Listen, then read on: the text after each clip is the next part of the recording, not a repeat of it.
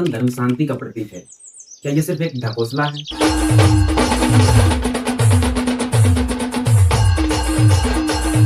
सनातन धर्म एक तरफ शांति का प्रचार करती है और दूसरी तरफ अपने वैदिक ग्रंथों में पशु बलि और इंसानों के बलि को सही मानती है। सनातन धर्म के इन दो चेहरों के पीछे क्या रहस्य है, चलिए जानते हैं। चाहे आप गोरखपुर की तरकुल्ला देवी मंदिर देखें या फिर गुवाहाटी की कामाख्या देवी मंदिर, वहाँ आज भी पशु बलि दी जाती है। 13वीं-14वीं शताब्दी के प्रमुख भाष्यकार आचार्य साय उनसे वेदों की भाष्य करने में बहुत सारी त्रुटियां आपके मन में आया होगा कि हमारे आचार्य जन कैसे गलती कर सकते। मेरे भी मन में यही आया।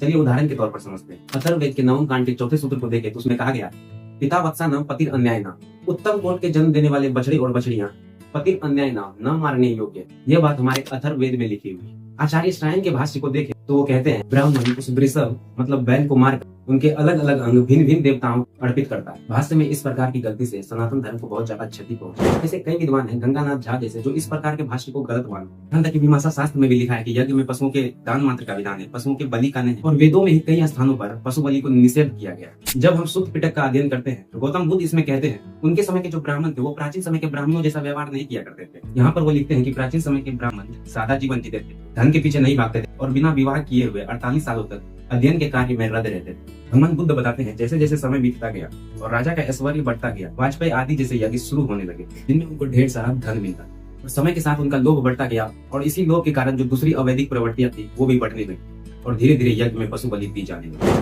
भगवान बुद्ध कहते हैं, जो नए ब्राह्मण है वो वेद विरुद्ध है और जो पुराने ब्राह्मण थे वो वेदों के साथ चलते थे और यज्ञ में पशु बलि नहीं किया करते। इसलिए हमारे पुराने ग्रंथों में मां हिंस्यात् सर्वभूतानि जैसे वाक्य मिलते हैं, जहाँ पर बताया गया है जीव को नहीं मारना चाहिए। संयुक्त निकाय बुद्ध धर्म के उत्कृष्ट ग्रंथों में से एक, इसमें भगवान बुद्ध कहते हैं कि जिन यज्ञों में हिंसा होती है उनसे कोई फल नहीं मिलता, परंतु ऐसे यज्ञ जिनमें हिंसा नहीं होती उनसे देवता भी प्रसन्न होते। इसी पाखंड के कारण बाद में जब आप उपनिषद भी पढ़ेंगे तो वैदिक कर्म कांडों को टूटी हुई नौका के समान माना गया, क्योंकि नए ब्राह्मणों ने वैदिक कर्म कांडों को अपने हिसाब से तोड़ा मरोड़ा। मेरे हिसाब से तो पशु बलि सनातन धर्म का पाठ नहीं है। आप इसे किस तरह देखते हैं और इसे आप सही मानते हैं या गलत, कमेंट में जरूर बताएं। तो आज के लिए बस इतना ही। अगर आपको वीडियो पसंद आया हो तो लाइक करें, अपने दोस्तों को शेयर करें और सब्सक्राइब करना ना भूलें।